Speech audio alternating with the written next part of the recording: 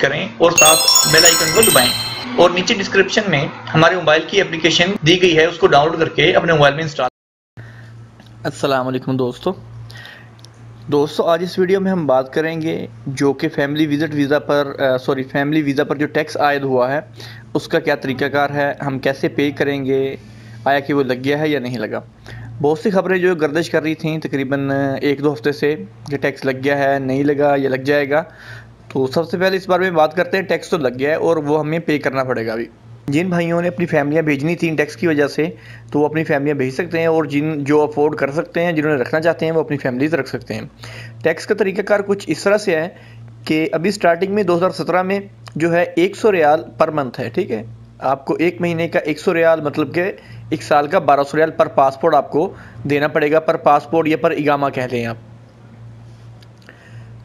इसका तरीकाकार क्या होगा कि जब आपका इगामा आएगा, आपने जब रिन्यू करने के लिए इगामा जाना है, तो तब आपको ये फ़ीस सब पे करनी पड़ेंगी। यानी कि ये सब फीसें आपकी इकट्ठी हो गई हैं, आपका इगामा और आपके बच्चों का इगामा। अच्छा, उसमें इंश्योरेंस भी है आपकी, सिर्फ टैक्स नहीं है, प्लस इंश्योरेंस भी आपने देनी है। इंश्योरेंस ख़त्म नहीं की, इंश्योरेंस आपकी अलग है। छोटे बच्चे की मेरे ख्याल 500-600 तक है, और जो वाइफ की है वो तकरीबन 1500 से 2000 तक है।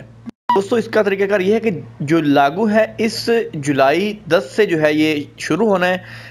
मतलब ये कि आपको हर महीने नहीं देना पड़ेगा, आपको साल के एंड में देना है जब आपका इगामा आ जाएगा। तो जुलाई से काउंट किया जाएगा, जुलाई के ऊपर जितने महीने आपके हो जाएंगे उस हिसाब से आपको वो पे करनी पड़ेगी। मतलब ये नहीं कि पिछले महीनों का भी आपको नहीं पड़ेगा।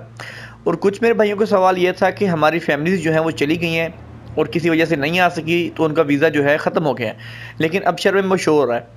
तो बराह करम आप अपने अबशर में जाके वहाँ पर चेक कर लें कि आया कि उनका स्टेटस जो है वो कैंसिल है या कि स्टेटस उनका चल रहा है, मतलब कि एक्टिव है। अगर उनका स्टेटस एक्टिव है तो आप वहाँ से उसको जो है कैंसिल कर दें, वीज़ा ख़त्म कर दें। अगर वहाँ से नहीं हो रहा तो आप जो है जवाज़ात जाएँ, वहाँ पर जाके अपना ये ख़त्म करवा लें। हो सकता है कि आपको इगामे के टाइम पर वो इसकी फ़ीसेस पे ना करनी पड़े, लेकिन अभी बाकी है, 10 से शुरू होनी है। तो जिन बंदों ने ये करवाना है या जिनकी फैमिलीज वापस नहीं आई, तो काइंडली वो जाके वहाँ पर अपना वीज़ा ख़त्म करवा लें। अगर बिलफर्ज की उन्होंने वापस मंगवानी है तो अपना वो वापस मंगवा लें, वो आप वापस भी आ सकती हैं। अगर बिलफर्ज उनका इगामा वैलिड है, अभी इगामा ख़त्म नहीं हुआ, और लेकिन वो किसी वजह से छुट्टी उनकी ख़त्म हो गई है, तो आप जवाज़ात में जाएंगे तो वहाँ से जाके उसका निकलवा सकते हैं, पेपर निकलवा के उनको बुलवा सकते हैं दोबारा।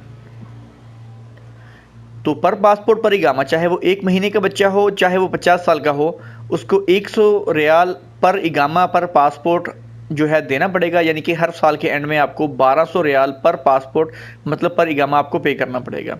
जितने बच्चे होंगे उतने मतलब 100 होंगे। इसके अलावा प्लस तामीन होगी, इंश्योरेंस जिसको हम कहते हैं, वो भी आपको भरनी पड़ेगी।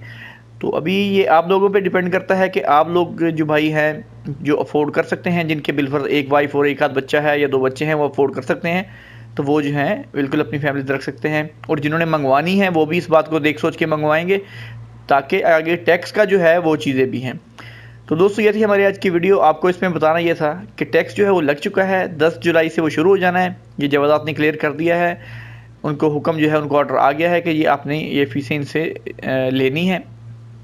तो उन्होंने ये तरीकाकार भी बता दिया कि आपका 1 साल में जो है, 1 साल के एंड में जब आपका इगामा आएगा, जितने महीने बनेंगे वो उस महीनों के हिसाब से उन्होंने आपसे पैसे चार्ज कर लेने हैं।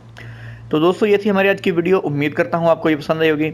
अगर वीडियो अच्छी लगी है तो उसको लाइक करें और अपने दोस्तों के साथ शेयर करना नहीं भूलिएगा। मज़ीद ऐसी वीडियोज़ के लिए हमारे चैनल को सब्सक्राइब करना नहीं भूलिएगा। इंशाल्लाह मिलते हैं जल्द नेक्स्ट वीडियो के साथ। अल्लाह हाफिज़।